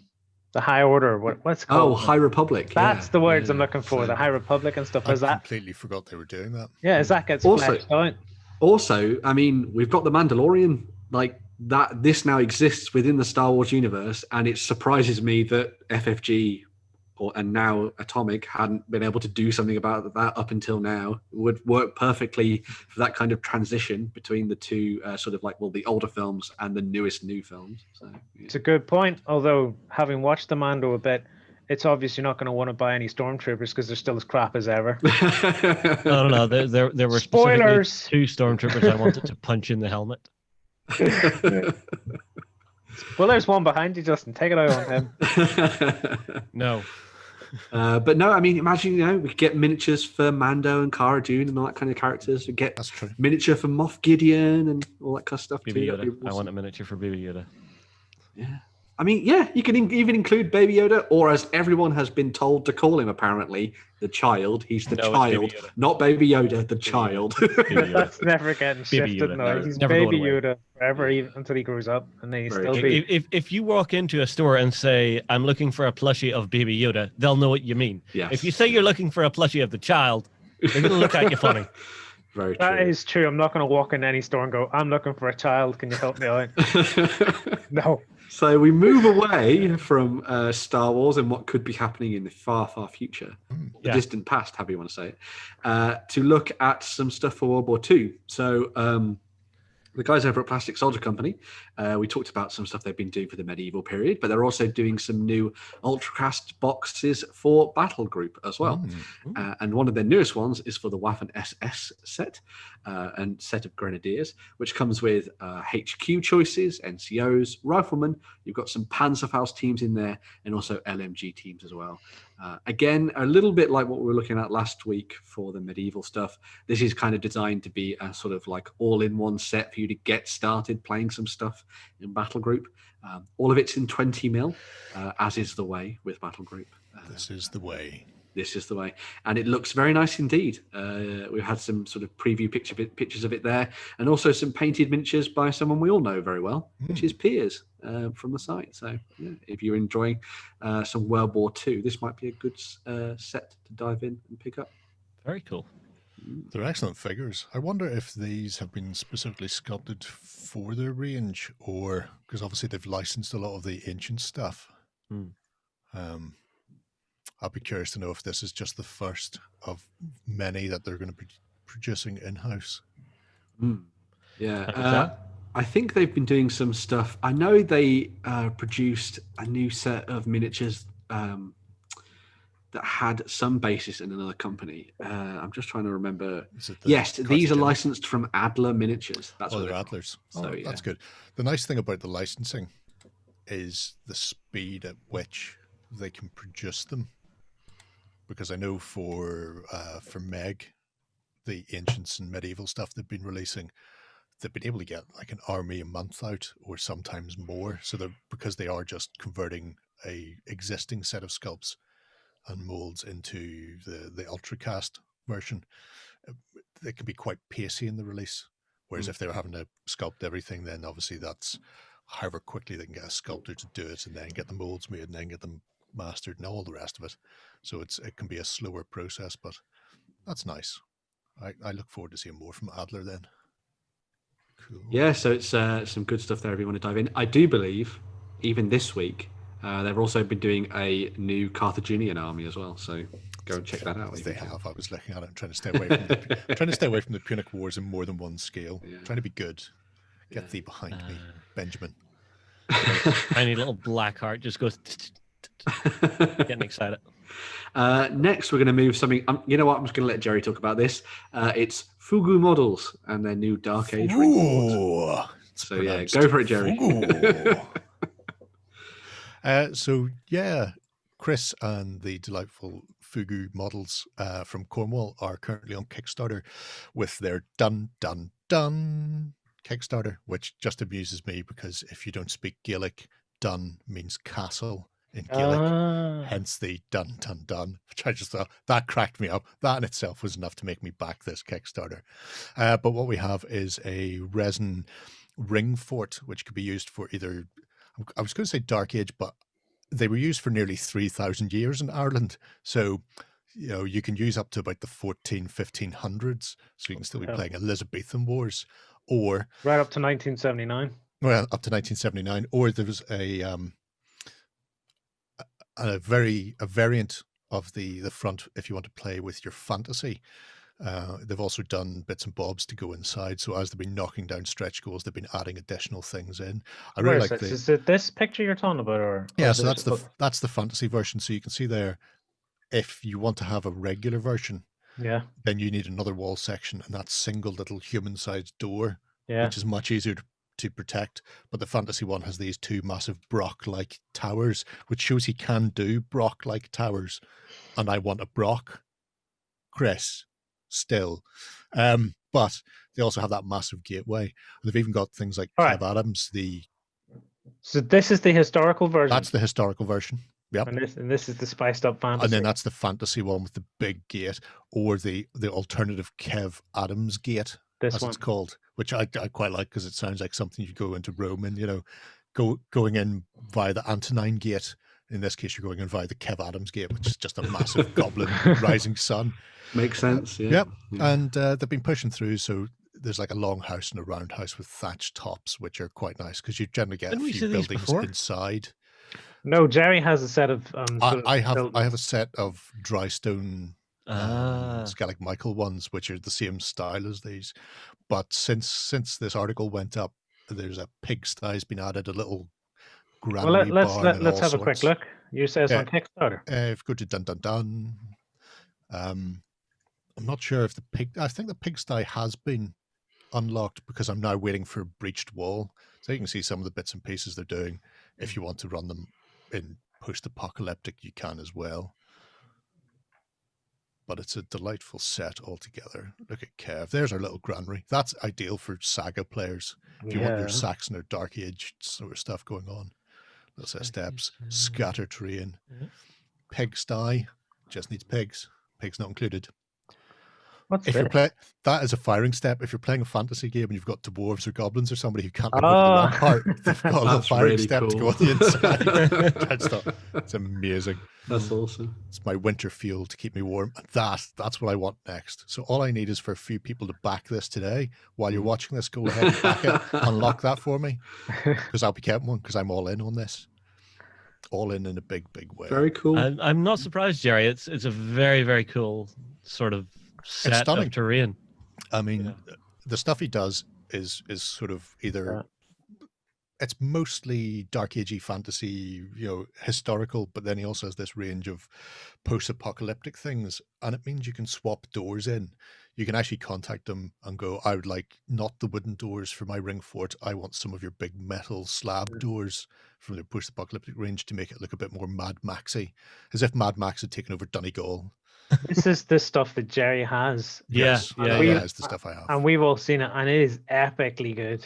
Oh, it's good. It paints itself. It's so simple. I hadn't seen this Adobe looking stuff before. The Adobe range came out earlier in the year when I couldn't get it, annoyingly. But it's all on the website now, which is fine. But if you're, again, it's set up for playing sort of North Africa, Tunisia type of thing. If you want to play North African colonial warfare, great. Or tell him you're playing Star Wars with it, and he'll replace all the doors with metal-looking doors. So you can do your Tatooine, or you can do your Jakku type of things, because they just look amazing. Very cool. That's a sweet idea. Can we use this for Crusade stuff as well? Yeah, it's perfect for it. Don't worry, it's on my list for shopping. if the ring fort hadn't suddenly came out of nowhere at me, like Cleopatra coming at you, chances are the Adobe would have been in my stocking for this December instead. So it's great. Beautiful. And even if you're not going to back it, feel free to find him on FacePage or Twitter or wherever he lives. I don't know. I've never been on Twitter, but he's definitely on FacePage, and just tell him you want a Brock, because I'm not alone in asking for a Brock. Several other people have, and he's starting to weaken. I think he could crack. I'm not saying you should, bully him on the internet until I get a Brock, but there's no way it can be traced back to you if you do. At least there's a positive outcome to the end of that, Jerry. Yeah, I get a Brock. And other people can possibly get one. Yeah, well, yeah. Not all about other you, people like. too, but it's mostly about me. I don't want one. I just want Jerry to get one. Yeah. Jerry can paint it, because I'm sitting here, we're talking about the news, but what I'm sitting thinking is I'm looking at this and I'm planning in my head, I wonder what cool terrain Jerry can bring to our next Saga game when we finally Terrain get out of, leech. You terrain leech. when we finally get out of lockdown next year. Exactly. And sure, there's I think there's somebody's done siege rules, or there are siege rules in the Book of Battles for Saga. So that's why we need that broken bit of ring fort, the breach in the wall opened up as well, because we need to be able to do that. Just that is key. Get me my breached wall. Please. Yeah. So obviously we've had a lovely look at some fugu models, which are very, very cool indeed. But then we now move over to something a little bit more horror themed, and this is from Black Site Studios. So these guys do a game that came out earlier in the year called Don't Look Back.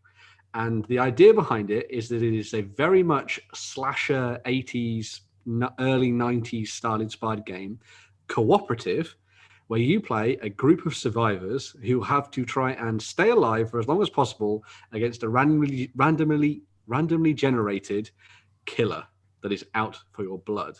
So all the horror tropes that you may have imagined from like Halloween and that kind of thing are tied in here. Their newest set are these this collection called The Final Girls. So they're the final survivors of a horror movie, basically the badasses that are going to stick it to someone like Michael Myers and kill him before he can do any more damage. So they've got a new set of their sort of 32 millimeter miniatures out now as well, which is very cool. But going back to Don't Look Back as a range, just before we move on to these, Lloyd, the actual game itself sounds pretty awesome. As I said, it's a sort of co-op based adventure game. So really nice to play on the tabletop, especially with friends on a 3x3 grid, or not grid, sorry, tabletop, which is very cool. All the additional expansions for the game actually come in kind of VHS style packaging, which I think was a really nice addition. Well, we're going to have to go and have a look at it. Yeah, go and have a look at it. So as well as the sort of typical killers like your sort of your Michael Myers and that kind of thing, you've also got aliens and weird creatures from the lagoon and all sorts of weird stuff that they came out with over Halloween for you to throw into the mix. And again, it's as I say, it comes in those really awesome little sort of VHS style packages for you to throw into the mix, each with their own kind of scenarios and that kind of stuff as well, which I thought was really awesome. But as I say, there's a game called Dead by Daylight, I think. Yes, there is. Yeah, that's the one. It sounds like that on the tabletop. Yeah, which makes it much better right off the bat because it's eliminating a computer. Yeah. If Jerry was, a horror movie villain, he would just be going around destroying people's computers. It would be like the most modern day horror movie. You wake up in the morning, it's just like, no, my laptop.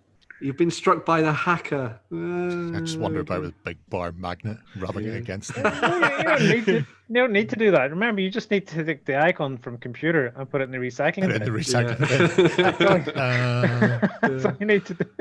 I was going to say as well, I've completely lost my train of thought. Oh, yes, that was it. Black Site also do their own range of terrain. So if you want some terrain to play this with, you do get a cabin from like a cabin in the woods scenario in the starter set, but you can also go and explore the rest of their terrain. Where do I find that? What, on their website? Yeah, where's the starter set? Oh, if you scroll down to the bottom, there should be like a box, like a black and red box. Oh, I didn't click on that because it just looked like a box.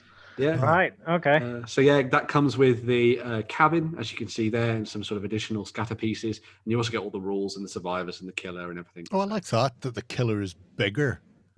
Yeah. Than the tiny little people who are running for their lives. The poor teenagers who've probably been having too much sex. That's it. Is that to scale though? Yeah. Or have they just blown the miniature up? But the base and everything's bigger. I think it is just meant to be bigger. So yeah. Is the killer multi-part that you can actually change? Yeah. Yep. Yeah. That's cool. Yeah. Hockey mask, Jason it is. Yeah. Oh yeah. Nobody wants Jason's mother.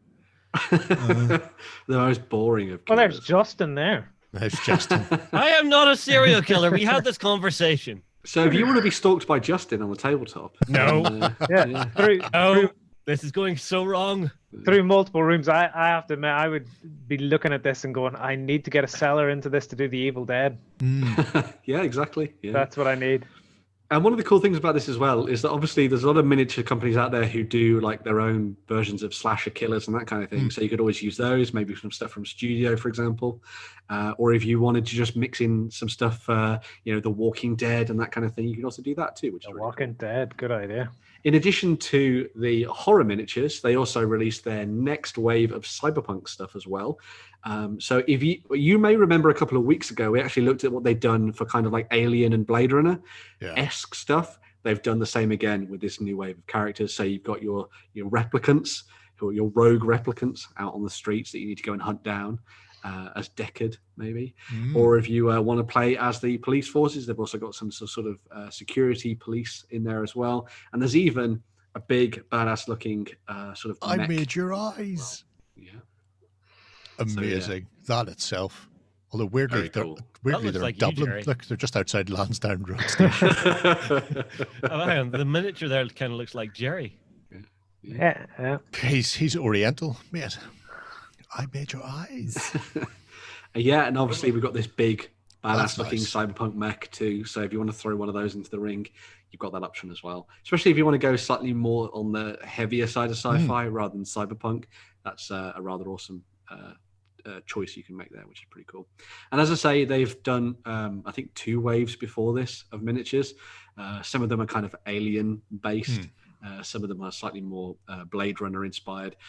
So whatever you're looking to do, there's some cool miniatures out there in the sci-fi and horror front from the guys at Blacksite. Sweet. Yeah.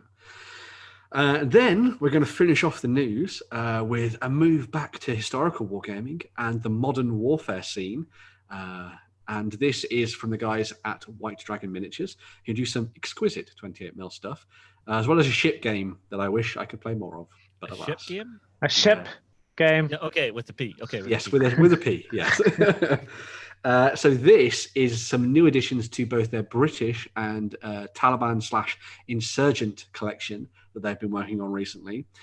So for the Taliban side, you've got a IED explosives team, and then you've also got a HMG team as well, which has been added to the mix. Again, really awesome, slightly more heroic scale sculpting for these, which I think is really nice, but a good way for you to play out something a little bit more maybe movie-based on the tabletop, which I think is really awesome. On the British side of things, you've got a sniper team sort of kitted out to go and take down some insurgents. And then you've also got a HMG team and a GMG team as well with a grenade launcher, which is pretty cool too. The thing that I really liked about this and what they've been doing is they've been sort of slowly expanding this range.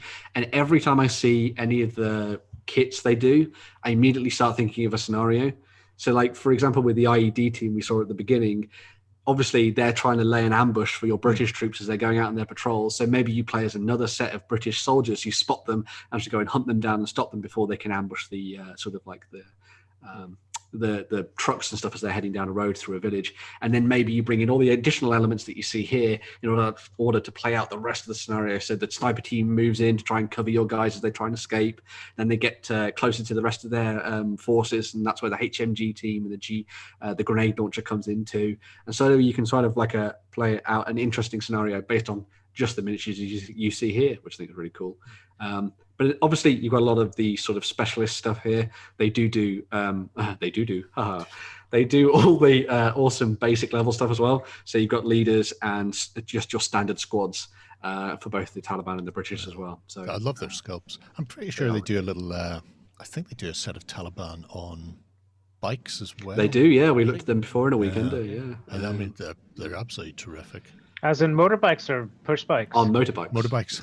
Yeah. It's like, one with an not push RPG, bikes. one with an RPG sitting on the back of a motorbike. It's great. It's not ET. He's not sitting in a wicker basket on the front. You're laughing there, man. We are laughing. It's a war on a push bike. Flipping India, when it got into the rocket business, it has a really good space flight program. Would take bits of their rockets to the launch site using cows and carts. Yeah. Oh, yeah. Makes sense. Yeah. You use what you've got. I shouldn't have laughed. I should have thought about it more, but yeah. Use what you've got. In addition to obviously picking up these miniatures, they would probably be a really good fit for something. Maybe if you're playing a game like Spectre, for example, these would be pretty nice for that, or Skirmish Sanguine. Obviously, slightly more historical rule sets that take a lot more of the kind of realistic approach. But obviously, you can throw these miniatures in and use them with that if you wanted, and they'd be very good for it. I particularly think these would be really nice, sort of being played with someone like a games master, for example. So obviously I talked about the idea of scenario-based play, having the ability to have someone being in control of it all and throwing random stuff into the mix, especially when you take into account things like IED teams, for example, would be a really good way to set up a game, I think. I know what you mean. I've got Delta 10 from Bonza Games in Australia. Bonza. Bonza. To have a look at soon, which is a sort of a modern Spec Ops style game, but heavily influenced by sort of console and PC gaming. Oh, so cool. It's specifically to give you that feel of Call of Duty or Modern Warfare, that type of thing. So something like that would be ideal for these as well. To be fair, it would be pretty hard work to be able to ride your bike and fire an RPG at the same time. That's why the goodies had their 3-man tandem. So the middle one firing and the back one loading. Yeah. There we go. Yeah. Right, chappies, we're going to move on into Kickstarters, so we'll see you in a sec. Does Warhammer 40k rock your world? Check out store.ontabletop.com today, where you can save up to 20% across a wide range of hobby games, tools, and paints, including Warhammer 40,000, Age of Sigmar, Star Wars, Flames of War, Bolt Action, and many other incredible ranges. We are based here in Northern Ireland and rated 5 out of 5 on Trustpilot.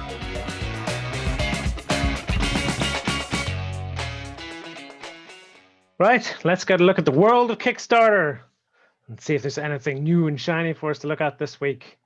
Well, chappies, what have we got? So starting off this week, we have some more stuff by the guys at Printable Scenery. They are back with a new set of 3D printable DIY style terrain for you to print off at home. This new collection is called Shadow Fae. And it is a set of very eerie looking terrain that would be very, very good.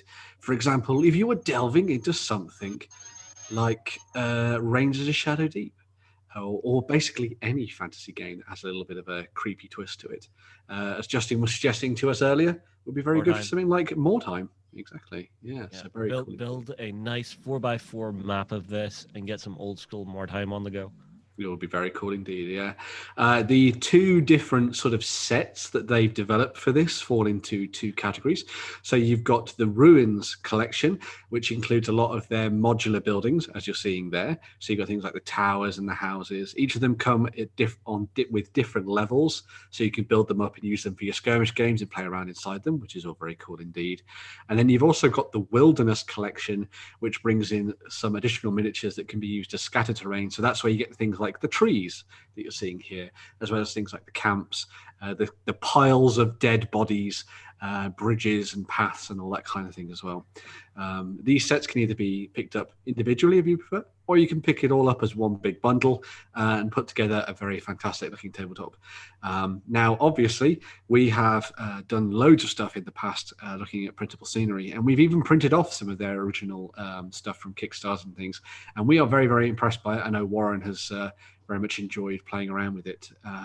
But yeah, looks very, very good. Another interesting selection from these guys here. Tell me more about the bone golem and piles of dead people. Oh, yes. There are some very special miniatures in there in that front. And we'll also see some other really cool additional sort of add-on pieces they did later on as well, but we'll get to that in a bit. I'm assuming the bone golem is something that they've just sourced from somewhere else and stuffed into the background, rather than actually being something that's part of the Kickstarter. I think I saw 3D files for it somewhere in here. Look at that, how very the Impalery. Yeah, that is. Yeah. That's great. Yeah, so the actual sort of weird corpse golem, bone golem is actually part of their wilderness kit. There you go. So. Amazing. Yeah, and your piles of dead bodies. Although there's one thing that I saw further down here, Lloyd. Dead babies? Is it... Well, no, it's not dead babies. Thanks, Jerry. Always raising the show. No, it's actually that some of the files, if not all of the files, are actually pre-orientated, hollowed, and supported to go directly onto your 3D printer. Mm-hmm. So if we scroll a little further down, I think it shows you like an example. But I like the idea where you're not having to do that work. Sometimes one of the biggest hurdles to learning how to 3D print is learning how to lay your component parts out within your slicer program. And if they've already done that for you, that makes this so much more accessible to people, Sorry. That means those two big giants that were kicking over rocks as well are also part of it then, considering he's upside down. I think you get them if you go for the all-in, is what I was reading. Yeah, so they're included. There's 3 different versions of those giants for you to pick from, each in sort of different stances and sort of what they're doing. So you've got the one throwing the rock, you've got one stamping, you've got one sort of like looking surly and gazing into the distance. If you scroll down further into the page, Lloyd, you should see 3 of them sort of all presented together, actually. Keep going, keep going, keep going, keep going. Past the stretch goals. Yeah, past all the stretch goals, you'll see them in the add-on section. Yeah. Keep going, keep going, keep going. In hands, that's a good start. There's some alternative heads for them as well. So keep going. There we go. So there's each of the 3 giants that I was alluding to earlier. So you can go and check those out and use them in your games as well. I'm kind of digging Samson. He's very dull. No, I think Jub's the way to go. I like Jub because he's in a really dynamic pose. Yeah, stampy pose. Samson looks like the cave he's in is about to fall on him. He's having to hold it open while everybody else runs. It's gone a bit Krull. Everybody's having to run through his legs while he stops the massive stone doorway from crashing them all.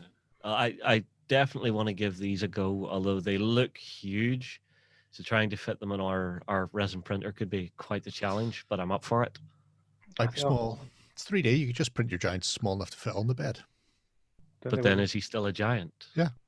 Well, in spirit, just a small giant. He just hasn't grown up yet. The littlest giant. Like the littlest hobo. Yeah. Obviously, they come in parts as well, so you can print off the bodies without the legs and stuff. But yeah, it does look like this is orientated and sized for something like a resin bath 3D printer. Would a resin bath 3D printer have that depth, though? Oh yeah. You can get a lot of height off it. I mean, like I've printed Battle Mech off on ours for John one time. Yeah, but they looked about this height in total for the main body. No, it's and like then the at legs. least 3 times that height. No. Yeah, the complete mini is, but the biggest section of it was about that. No, I would have had it about 3 times the height of that sitting on the bed. What? That? Yep. You can easily get that onto a 3D printer bed. You can get about 5-6 inches. But a resin one, yeah? Yeah. They've got a really long reach, even though the actual build plate itself is quite small.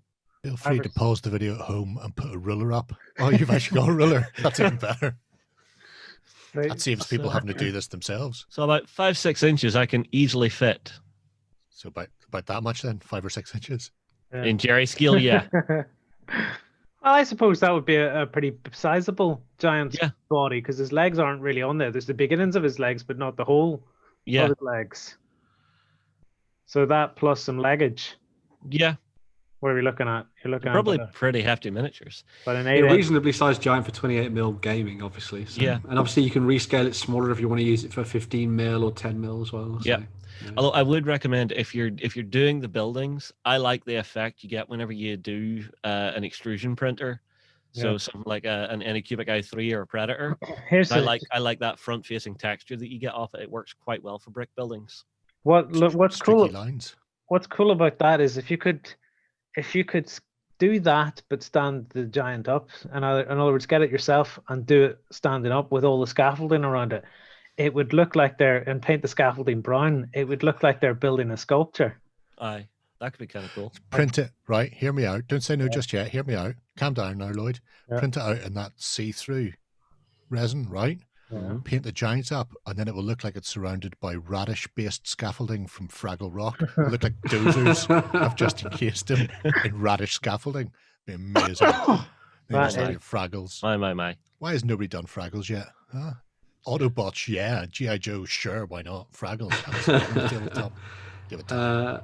It's because Tim Henson lawyers are really good, that's why. Well, that'll be it then. In addition to all of the terrain that's already exists as part of it, and obviously we've seen the add-ons in terms of the giants that we've got there's also, as we were alluding to earlier, loads and loads of stretch goals that have all been unlocked for this and sort of tied into the original packages as well. So if you're looking to pick up loads of the slightly more quirky scenario-based stuff that they've done for this, then there's some really nice bits in here. Again, a little bit like what we were saying before about the stuff from White Dragon. You see certain things and you immediately start thinking about how cool a new scenario would be based around this or X or Y example. So yeah, some really cool stuff in there for you to use, especially if you're looking to do more scenario-based skirmish games on the tabletop. Yeah, and if you're someone that's looking for a 3D printer, you're coming into the part of the year where you're probably going to find like really great deals on 3D printers. Diving in on this now and then finding yourself a great 3D printer deal, perfect. I like the Wild Rivers. I like the They're cool. jigsaw sort of edges, which breaks up that straight edge you would see looking down the segments, plus also helps them interlock a bit so they're not quite so easy to knock Glide apart. about. Yeah. Yeah. I'd still probably stick some magnets in it. If it had magnet holes on it, that'd be better. It's probably hollow underneath. Say you couldn't actually, drop that into Tinkercad, draw out the actual base shape, do a thicker base slightly with the magnet holes in it for yourself. Oh, sounds very complicated. I think it's if you flip it upside down and they've got that hollow fill thing, just knock a couple of holes in it and glue it on the inside. Yeah, Don't even bother drilling. They'll be strong enough to hold through it. But if it came, pre-holed, I assume that you maybe can't. Can you stick any bit to any bit? Is that the way this works? It looks like it, yeah. Yeah. If it came pre-holed, you wouldn't have to be accurate about it because they could be really accurate in the software and just have two magnetization points. Or what you could do, Lloyd, is you see if you hollow out a little bit in below it, stick a magnet in flat, and then just have like little flat magnet sections, like magnet sheeting that just goes between it all. That way you can just slip it about on that magnet sheeting until it fits perfect. Maybe. I like the cauldron. That's cool. That's very cool. Yeah. One of the key things, obviously, to know about this is that when it comes to Kickstarter, obviously, you do your research and that kind of thing before you back anything, basically. But, well, unless you're Jerry and you see something you really like and you just press back. But when it comes to a lot of stuff from Printable Scenery, they've done loads of Kickstarters already for this kind of stuff and produced it and shown it off, and people have played around with it and, really enjoy what they've made. So if you are thinking of diving in and trying something in the 3D printing realm, there's very little out there that is as good as this stuff from Printable Scenery when it comes to getting stuck in and doing something for the tabletop. So. I finally found some locked items. That yeah. All it took was some alternative heads and some trees, and but I'm sure they will be unlocked by the time this ends, because there's still about 13 days or so left on this one when you're viewing this. So yeah. And I mean, like it's the one nice thing about all of this, it's pretty much all already designed. So whenever you're looking at actually delivery times for something that's 3D files, there's not this whole thing of I now need to wait half a year for these guys to make this. Absolutely, looks great though. Yeah, you could make some amazing gaming tables out of this stuff. Yeah, I mean, as I was saying at the start, obviously Rangers of Shadow Deep would be a really good option for this because it kind of mixes with that style of sort of world that they've built in that game. But obviously Frostgrave 2nd Edition's out as well at the moment, and that has the ruined city of Felstad for you to explore. So if you wanted to go and do that and maybe winter up this stuff, this would be a pretty nice option for that as well. I'd use this for some War Machine and Hordes as well. Yeah, it could work, especially against some of those sort of like Grimkin areas of Imran as well. Look at the trees and stuff. You've got piles of dead bodies. You could have a lot of fun with that. And really, I mean, like the town itself, you could either leave it as is and be completely fine with it, or start adding in some of those like Mechanica steampunk pieces. Yeah, very true. Actually, that would be really cool. Talking about sort of like something a little bit different from. Your sort of typical fantasy. You could also use this for something like Age of Sigmar as well, because if you go back to just what you were looking at there, if you can find it again, that's effectively a realm gate from the Mortal Realms that's just been taken over by something dark and creepy, maybe in the realm of death or something. So you could always use it for that as well. It could be a settlement that's been taken over by some evil corrupting force. Yeah, I like these encampment tents as well. They're part of this Kickstarter. Yeah. Mm-hmm. Yeah. And you've got the Gypsies wagon. Yep. So you got loads of additional sort of incidental stuff that helps with the scenario building, which is all really cool. There's even that bridge that comes as separate segments that you can put together if you want to as well. So you can have it as bits and then do sort of string, yeah, or you can use it as something that's collapsed into a ravine or something as well. So really cool. Or use it as additional barricading. Yeah, you could always do that too. Yeah, someone's ripped it apart and tried to use it to board up their building that's getting attacked by Skaven or something. That'd be really cool. I was thinking more along the lines of just build like street barricades out of it. Oh yeah, that would be cool. Yeah, stop the zombie hordes from breaking through the land. Yeah, or get like all the cart and stuff, and maybe don't print the top section of it, just print the base of it, and use that stuff to like board up around it as if they've built it as like an archer's nest. Yeah, that'd be cool. Yeah. I can't see the. Oh, here we go. There it is. Yeah, It's where it should be, nestled amongst all the dead bodies. Yeah. That's it. What I like is it's got a chunky, hefty feel to the stuff too. Well, it's the one thing these guys are really good at. They design miniatures that just work on 3D printers. They make sure that anything that they're putting out, any 3D printer can handle, because there's so many different types of ones out there. Yeah, like this thing here. Awesome sauce. What's left? Funded, definitely. Yeah. Yep. Well funded. 14 days to go. So 15 days from now, or 13 days from now. 13 days. Yeah. Right, chappies. We have one more Kickstarter to look at, and then we're gonna wrap up the show. We do, yes. So people may be familiar with the name of the company Flags of War. As you might imagine, they make flags for war games. No way. But in addition to that, they also have a really cool little selection of miniatures we play with as well. And their latest Kickstarter is for the 1745 Jacobite Rebellion, the last hurrah. I said in the appropriate way. But yeah, this is a set of specialized miniatures for use during that sort of Jacobite period. So it's your 1745 era. They've collected together a whole bunch of new miniatures for you to play around with for the period. So you've got commanding figures, you've got infantry, you've got your mounted hussars, your guns and your grenadiers and that kind of thing as well. There's a really nice suite of options here with lots of different alternative poses for your troops. So you're not going to see the same thing repeated too many times, which is always good to see. Yeah, a really nice little selection that comes with a variety of different sort of packs, as you can see there. They'll allow you to collect together a force that sort of works for you. Maybe if you're doing something skirmish based, or maybe if you're doing something a little bit more mass battle, then you've got the options, which is really awesome. And as was pointed out to me, of course, all of these things come with free flags, because why would you not if it's Flags of War? So yeah, we're Irish. We like our flags and getting free flags better. But yeah, so the Jacobite Rebellion's a really interesting period. So if you like the idea of your angry Scotsman coming down to beat up some English folk, and there's some really nice stuff in there, which is this is wrong come Culloden though. This is obviously the pack to go for. Any 40 packs, 230 quid, because you get 8 sheets of flags. Yeah. Give the minis away to anybody else. Just keep the flags happy. I mean, like, I know some of our friends over in England are going to be super excited about this. I'm looking to the team at Foreground because I know Big Ben loves the Jacobite Rebellion as a part of history. It's an interesting one to go for, especially Musket and Tomahawks. Yes. Second edition are about to move out of the French Wars period and into other 17th century conflicts, which means I'd be very surprised if there aren't options for Jacobite Rebellion. So, you know, you've got that. It's a very small, it's not even a year long, the rebellion, but there's an awful lot of people getting involved there, including the French. Do you think the Spanish sent anybody? No, I think it was just France. And then Scottish, Irish, both sides, because why not? And English, obviously, kicking around as well. So you've got options with small-scale skirmishes up to full-on mass battle games. It's always nice to see. It's expanding. They have quite a good range for Jacobite already anyway. One of the few people out there who sort of focus on that period in 28mm. So it's nice to see some additionals going into it. Yeah, and you can give yourself a Stonehenge for traveling through time. Get yourself a henge.